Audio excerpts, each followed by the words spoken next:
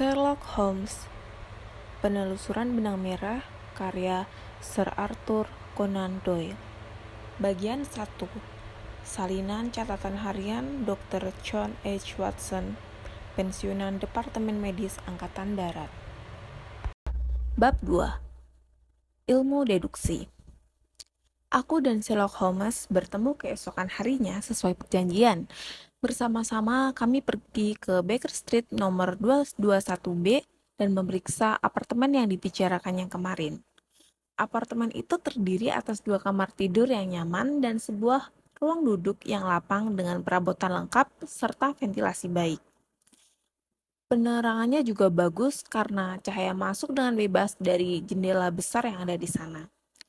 Apartemen tersebut begitu menarik dalam segala hal. Harganya juga cukup murah bila ditanggung kami berdua. Sehingga saat itu juga kami memutuskan untuk menyewanya. Uang sewa diserahkan kepada pemilik apartemen, surat-surat ditandatangani, dan resmilah apartemen itu menjadi tempat tinggal kami. Malam itu juga aku memindahkan barang-barangku dari hotel, dan keesokan paginya Sherlock Holmes mengikuti langkahku dengan membawa beberapa kotak dan koper. Selama 1 sampai 2 hari kami sibuk membongkar serta menata barang-barang kami. Setelah itu barulah kami menyesuaikan diri dengan lingkungan baru kami. Holmes ternyata bukan orang yang sulit untuk diajak hidup bersama. Ia tak pernah membuat keributan dan hidupnya cukup teratur. Sebelum pukul 10, ia sudah tidur dan kebanyakan sudah sarapan serta pergi keluar pada saat aku bangun. Holmes menghabiskan waktu sepanjang hari di laboratorium kimia dan terkadang berada di kamar bedah. Sesekali ia berjalan-jalan lama, kelihatannya ke kawasan terkumuh kota.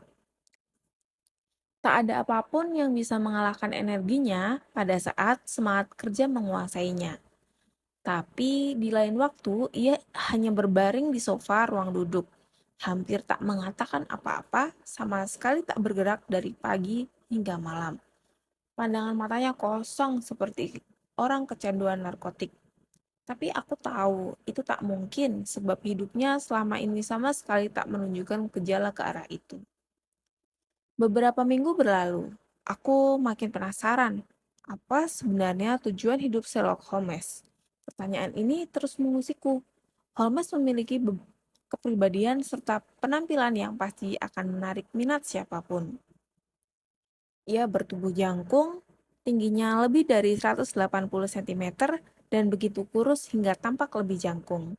Matanya tajam menusuk kecuali ketika sedang melamun, dan hidungnya yang runcing bagai paruh Raja Wali menyebabkan seluruh ekspresinya terkesan waspada dan mantap. Dagunya kokoh dan berbentuk segi empat, menandakan ia orang yang bertekad kuat. Tangannya seringkali ternoda tinta serta bahan kimia, namun sentuhannya begitu halus, sebagaimana kusaksikan saat ia memainkan biola. Pembaca mungkin menganggapku orang yang usil luar biasa, kalau kuakui betapa Sherlock Holmes telah merangsang rasa ingin tahuku dan betapa inginnya aku memecahkan misteri yang menyelubungi dirinya. Namun, sebelum memberikan penilaian, Anda harus ingat bahwa saat itu aku sedang menganggur dan tak ada hal lain yang menarik perhatianku. Kondisi kesehatanku menyebabkan aku tak bisa keluar rumah kecuali ketika cuaca sangat cerah. Padahal aku tidak memiliki teman yang bisa mengunjungiku dan mematahkan rutinitas kehidupanku.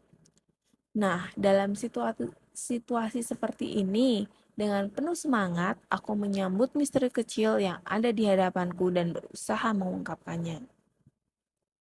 Holmes bukan mahasiswa kedokteran. Ini diakuinya sendiri ketika aku tanya. Ia juga telah memburu bacaan apapun yang memungkinkannya untuk mendapatkan gelar di bidang sains atau bidang lainnya.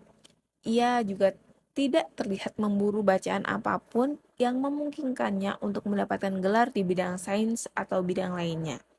Sekalipun begitu, ada hal-hal yang dengan tekun dipelajarinya. Dan dalam batasan-batasan eksentrik, pengetahuannya luar biasa banyak dan pengamatannya begitu rinci sehingga aku tertegun.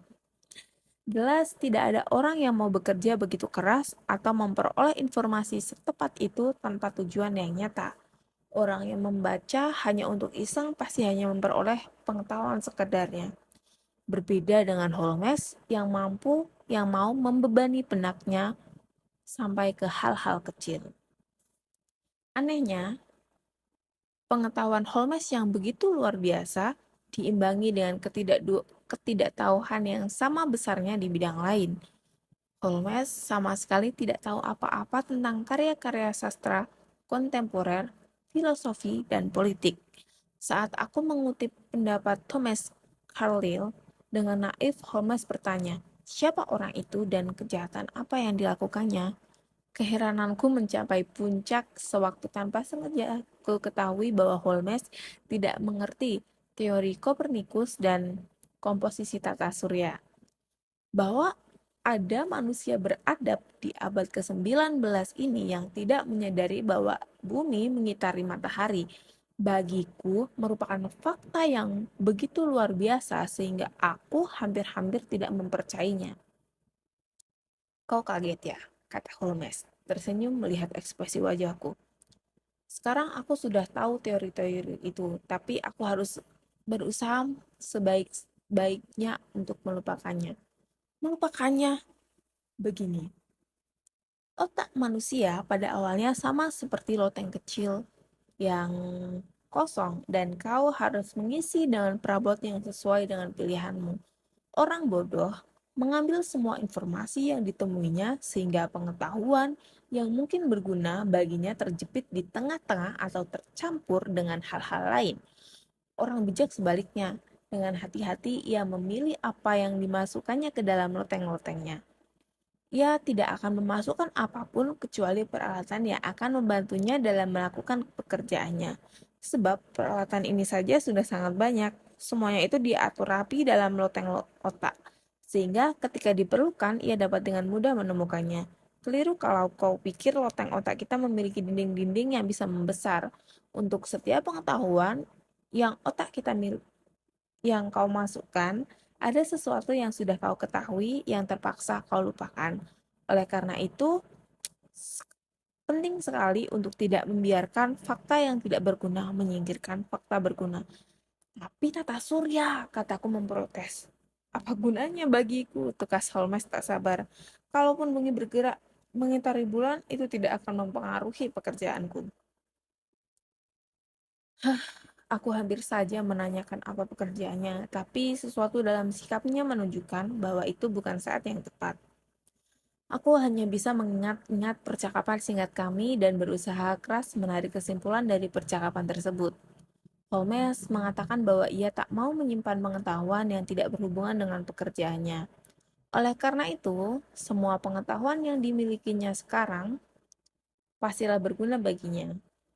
Aku mencoba membuat daftar hal-hal yang diketahui Holmes dan tak bisa menahan senyum ketika melihat hasilnya.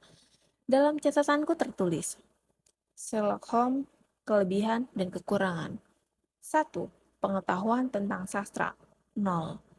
2. Pengetahuan tentang filsafat. 0. 3. Pengetahuan tentang astronomi. 0. 4. Pengetahuan tentang politik. Rendah. 5. Pengetahuan tentang botani bervariasi, sangat memahami belladonna, opium, dan racun-racun secara umum. Tidak tahu apa-apa tentang praktek berkebun.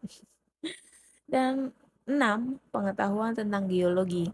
Praktis tapi terbatas. Mampu membedakan tanah dengan sekali pandang. Sesudah berjalan-jalan, dia pernah menunjukkan noda-noda ceripatan pada celana panjangnya. Dari warna dan konsistensinya, dia tahu dari daerah mana tanah itu berasal. 7. Pengetahuan tentang kimia menonjol. 8. Anatomi akurat tapi kurang sistematis. 9. Pengetahuan tentang berita-berita menghebohkan sangat banyak. Dia tampaknya tahu secara rinci semua kejahatan yang terjadi pada abad ini. 10. Bermain biola dengan baik. 11. Sangat pandai dalam bela diri satu tongkat, tinju, dan pedang.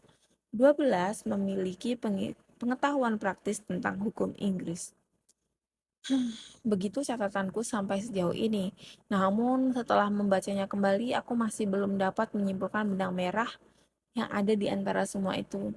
Kalau saja aku bisa mengetahui apa tujuan Holmes mempelajari semua ini. Bidang apa yang membawakan kemahiran-kemahiran ini? Aku bertanya pada diriku sendiri. Aku menyerah dengan putus asa, aku lemparkan catatan itu ke dalam api. Oh iya, tadi aku sudah mengatakan bahwa Holmes pandai bermain biola. Tapi aku belum menjelaskan bahwa seperti kelebihan-kelebihan yang lainnya, urusan bermain biola ini juga menunjukkan keeksentrikan Holmes. Bahwa ia bisa memainkan lagu-lagu sulit dan indah, aku tak meragukannya. Karena memenuhi permintaanku, ia pernah memainkan lieder karya Mendelssohn dan karya-karya komponis besar lainnya. Namun, di waktu-waktu selebihnya, Holmes kebanyakan menggesekkan biolanya secara sembarangan. Terkadang nadanya melankolis, sesekali ceria dan penuh semangat. Jelas bahwa nada-nada tersebut merefleksikan suasana hatinya, tapi entah musik tersebut membantu pemikirannya atau ia bermain sekedar iseng, aku tak dapat memastikannya.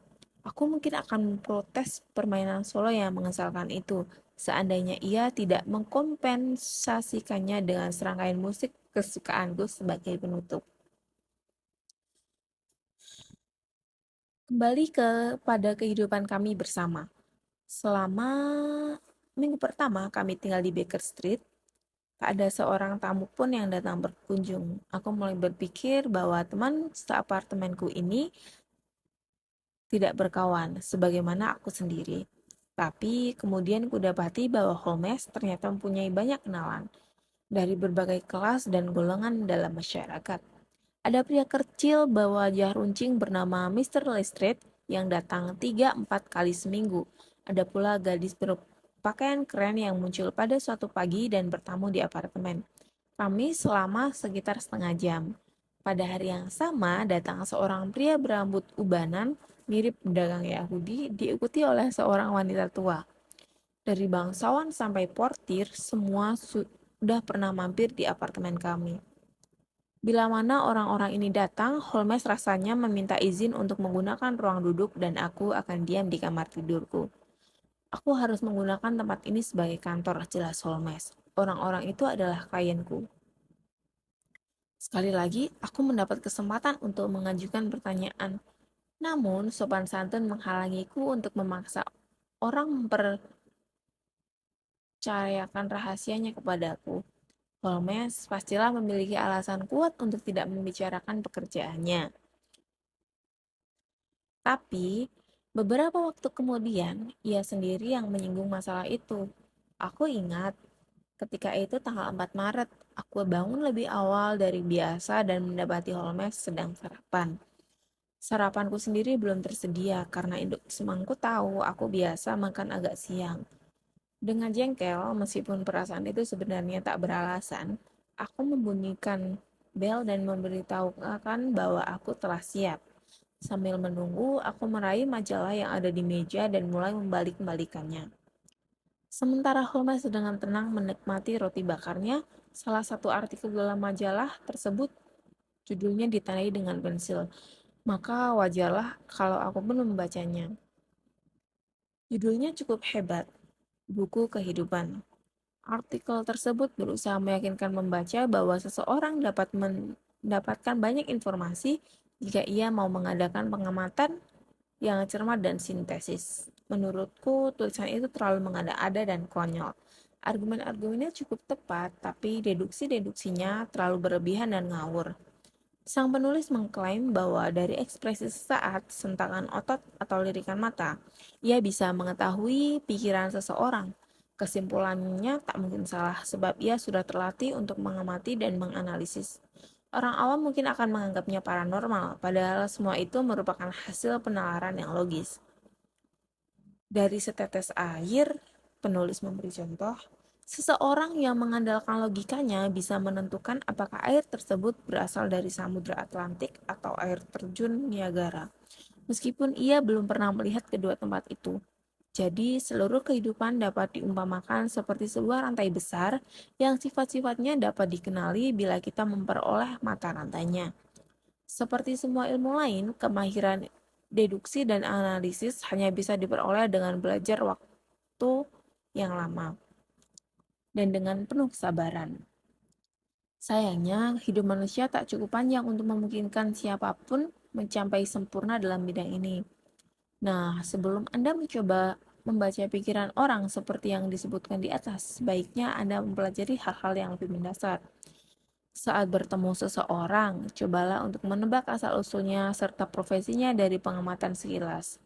Sekalipun tampak sepele, latihan ini mempertajam pengamatan dan mengajar Anda untuk mengetahui hal-hal apa saja yang perlu diperhatikan. Profesi seseorang misalnya dapat dilihat dari kuku-kuku tangannya serta halus tidaknya jempol dari jari telunjuknya, juga dari kerah mantel, sepatu bot, dan lutut celana panjang yang dikenakannya. Mustahil kalau setelah menggabungkan semua itu Anda tidak dapat menarik kesimpulan. Omong kosong, seruku, menghempaskan majalah tersebut ke meja. Aku belum pernah membaca sampah seperti ini seumur hidupku. Ada apa? Tanya Holmes. Artikel ini, kataku menunjuk dengan sendok telurku dan mulai menyantap sarapanku. Kau pasti sudah membacanya karena kulihat kau menandainya dengan pensil. Tulisan ini memang menarik dan tampaknya meyakinkan, tapi sama sekali tidak praktis. Kurasa ini cuma teori orang yang duduk di ruang kerjanya dan mengolah paradoks kecil ini dalam pikirannya. Coba kalau dia disuruh naik gerbong kereta kelas 3 kereta api bawah tanah, aku ingin melihat apakah dia bisa menentukan privasi para penumpang ke gerbong itu. Aku berani bertaruh 1000 pon, dia tak mungkin mampu melakukannya. Kau akan kehilangan uangmu, kata Holmes tenang, karena aku sendiri yang menulis artikel itu. Kau?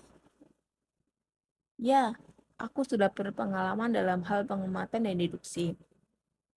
Teori-teori yang kujelaskan di sana, yang bagimu tampak tidak masuk akal, sebenarnya sangat praktis. Begitu praktis, hingga aku mengandalkannya untuk mencari nafkah. Bagaimana caranya? Tanyaku tanpa sadar. Aku memiliki profesi yang unik, bahkan mungkin satu-satunya di dunia. Aku adalah detektif konsultan. Kalau kau bisa memahami apa itu, di London ada banyak detektif polisi dan detektif swasta. Bila mana orang-orang menemui jalan buntu, mereka datang menemuiku dan aku berhasil membawa mereka ke jejak yang benar. Mereka menyajikan semua bukti kepadaku dan biasanya aku mampu dengan bantuan pengetahuanku tentang sejarah kejahatan untuk memecahkan kasusnya. Ada banyak kemiripan dalam kasus-kasus kejahatan dan kalau kau memiliki rinciannya hingga 1000 kasus, aneh sekali jika kau tidak bisa mengungkapkan kasus ke 1001. Mr. Lestrade yang pernah kau temui adalah detektif polisi yang cukup terkenal. Waktu itu dia datang untuk meminta bantuanku dalam memecahkan kasus penipuan. Dan orang-orang lainnya sebagian dikirim oleh penyelidik swasta. Mereka semua orang-orang yang sedang menghadapi masalah dan ingin mendapat penjelasan. Aku mendengarkan cerita mereka mendengarkan komentar-komentarku, lalu aku mengumpangi upahku. Maksudmu, tegasku, tanpa meninggalkan kamarmu kau bisa mengungkapkan teka-teki yang tak bisa diungkapkan orang lain, sekalipun mereka sendiri susah melihat setiap rinciannya. Kurang lebih begitu. Aku memiliki semacam intuisi dalam hal ini. Sesekali ada kasus yang sedikit rumit. Kalau begitu, aku terpaksa keluar dan melihat situasinya dengan mata kepalaku sendiri. Kau tahu, aku memiliki pengetahuan-pengetahuan khusus dan semua itu sangat membantu dalam pekerjaanku. Ilmu deduksi dalam artikel yang memicu kejengkelanmu itu bagiku sangat berharga dalam praktek. Mengamati orang sepertinya sudah merupakan sesuatu yang kulakukan secara otomatis. Kau ingat ketika kita pertama kali bertemu dan kukatakan kau datang dari Afghanistan? Pasti ada yang memberitahumu. Tidak. Aku tahu kau datang dari Afghanistan. Kebiasaan yang sudah mendarah daging membuatku langsung mencapai kesimpulan itu tanpa mengikuti langkah demi langkah secara sadar. Tapi langkah-langkah itu ada. Coba perhatikan apa yang terlintas dalam pikiranku. Ini seseorang yang bertipe medis tapi dengan pembawaan militer. Jadi jelas saja dia dokter angkatan darat. Wajah dan kulitnya kecoklatan, berarti dia datang dari daerah tropis. Dia sudah melewati pengalaman yang keras dan menderita sakit, itu tampak dari ekspresi wajahnya. Lengan kirinya pernah terluka karena posisinya kaku dan tidak wajar. Di kawasan tropis mana seorang dokter angkatan darat Inggris mengalami kekerasan dan terluka lengannya? Jelas di Afghanistan. Seluruh pemikiran itu memakan waktu tidak sampai sedetik. Aku lalu berkomentar bahwa kau datang dari Afghanistan dan kau tertegun. Cukup sederhana kalau mendengar penjelasanmu, kataku tersenyum. Kau mengingatkan aku pada Dupin, detektif rekaan Edgar Allan Poe. Aku tak pernah menduga orang seperti itu benar-benar ada dalam kehidupan nyata. Holmes beranjak bangkit dan menyulut pipanya. Kau pasti menduga aku tersanjung karena disamakan dengan Dupin, tapi bagiku Dupin itu bukan apa-apa. Trik yang biasa dia lakukannya yaitu mengungkap pikiran orang dengan komentar tajam setelah berdiam diri selama 1/4 jam. Menurutku sangat pamer dan berlebihan. Dia memiliki kemampuan menganalisis yang cukup bagus, itu kuakui, tapi sebenarnya tak sehebat yang dibayangkanku. Kau pernah membaca karya-karya Gaboriau? Tanyaku. Apa menurutmu Lecoq cukup hebat sebagai detektif? Holmes mendengus singis. Lecoq cuma pembual yang payah, katanya dengan nada marah. Hanya ada satu hal yang layak dipuji darinya, yaitu semangatnya. Buku itu jelas membuatku muak. Lecoq perlu waktu 6 bulan untuk mengidentifikasi seorang tawanan yang tidak dikenal. Aku bisa melakukannya dalam 24 jam. Bukannya menjadi panduan untuk para detektif, buku ini justru mengajar mereka tentang hal-hal yang harus mereka hindari. Jengkel karena Holmes mencela kedua tokoh yang kukagumi, aku melangkah ke jendela dan berdiri memandang ke jalan yang ramai. Orang ini mungkin pandai, kataku dalam hati, tapi dia sangat sombong. Akhir-akhir ini tidak ada kejahatan yang seru, keluh Holmes. Apa gunanya kami para detektif memiliki otak? Aku tahu aku memiliki kemahiran dan pengetahuan yang membuatku terkenal, tapi tidak ada kasus kejahatan yang layak untuk diselidiki. Kasus-kasus yang ada begitu gamblang sehingga detektif Scotland Yard pun bisa memecahkannya. Aku makin jengkel dengan kesombongan Holmes. Aku sengaja mengalihkan topik pembicaraan. Apa kira-kira yang dicari orang itu ya? Ujarku menunjuk pria berpakaian biasa yang tengah berjalan perlahan-lahan di seberang jalan, memeriksa nomor-nomor rumah dengan gelisah.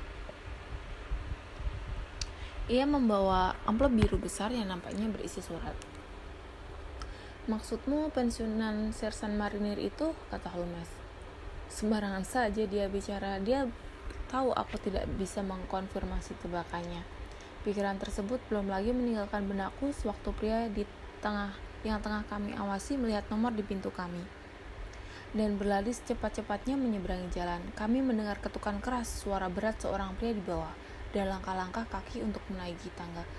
Untuk Mr. Sherlock Holmes, kata pria itu sambil melangkah masuk ke ruang duduk kami dan mengulurkan sepucuk surat kepada temanku. Ini kesempatanku untuk membuktikan omong kosong Sherlock Holmes dan mengakhiri kesombongannya. Boleh aku bertanya, kataku dengan suara datar. Apa pekerjaanmu? Pembantu umum di kantor polisi, sir, jawabnya dengan suara serak. Seragam saya sedang dibetulkan.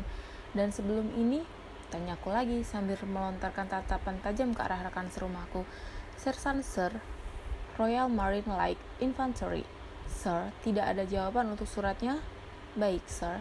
Yang mengetakkan kedua tumit sepatunya, mengangkat tangan memberi hormat dan berlalu. Sekian untuk bab 2. See you in the next video, guys. Terima kasih sudah mendengarkan.